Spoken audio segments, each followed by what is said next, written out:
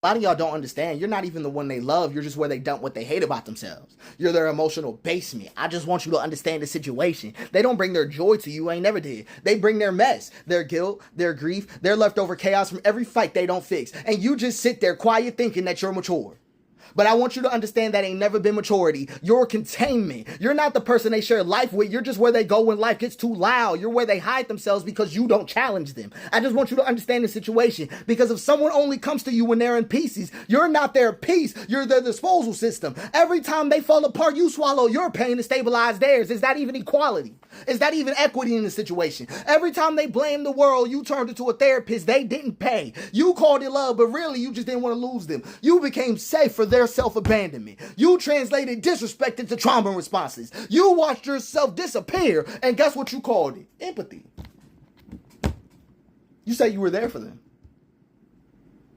I just want you to understand. They didn't even feel bad for using you. They felt entitled to you. You trained them that your silence was normal, that self-erasure was love, that your needs were optional and their breakdowns were sacred. You let them ride out your emotional foundation because you thought if you held them long enough that they heal and finally turn around and hold you, huh? I'm just being for real. I'm just being for real right now. They won't.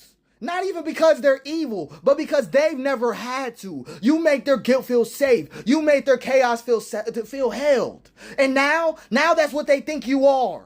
That's who they think you are. You're not peaceful. You're just used to not being heard. You're not mature for holding up the weight of someone else's healing. You were just trained not to flinch. You're not strong. You just got good at shrinking at rooms they called you safe.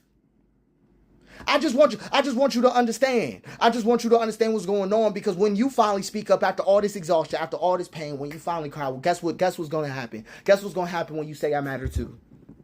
They're going to panic. They're going to panic.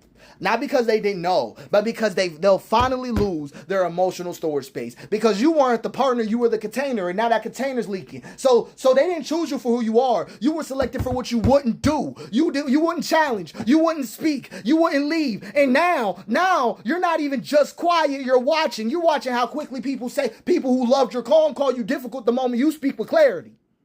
That's what you're watching for now. You watching how fast their confusion turns into guilt trips. How fast their pain returns when your peace is no longer available to rinse. I just want to say what it is. But you were the container, but now the lid's off. And they don't know what to do with themselves now that you're not absorbing that on demand. They don't know. They don't know. So you're no longer letting them. I want you to understand this because I'm saying it for you. You're no longer letting I've just gone through a lot. I've just been going through a lot be a valid reason for your erasure. You're no longer calling abandonment a coping style. It ain't never been, because you're no longer asking them to heal. You're no longer begging them to understand. You're just removing the basement key from their hand that they've been clutching and it ain't never been belonging to them. And they're panicking, not because they lost you. Never even saw you there. They just saw the key. They just lost a version of them that let this be unaccountable. So just let them panic. Just let that silence echo as loud as it need to get, because this time, it actually belongs to you. This time, that basement key belongs to you.